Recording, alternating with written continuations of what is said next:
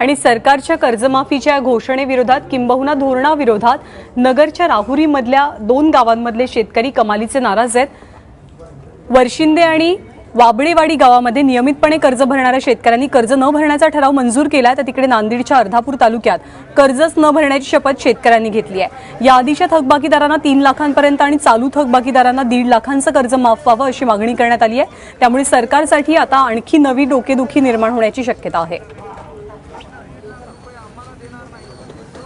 दरम्यान हा ठराव मांडताना शेतकऱ्यांनी नेमकं काय म्हटलेलं आहे आपण जाणून घेऊया।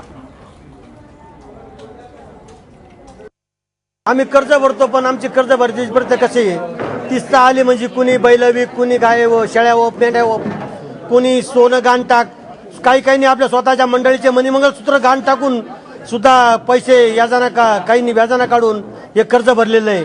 त्याच्यामुळं आम्ही थकबाकीदार राहिलो नाही, रेग्युलरमध्ये आलो आणि आमच्यावर अन्याय झालेला आहे।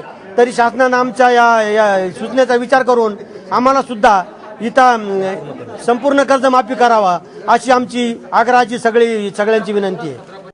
आज या ठिकाणी असं ठरलं की सरकार फक्त जे लोक कर्ज भरत नाहीत त्यांनाच सवलती देतं, त्यांचीच कर्जमाफी करतं।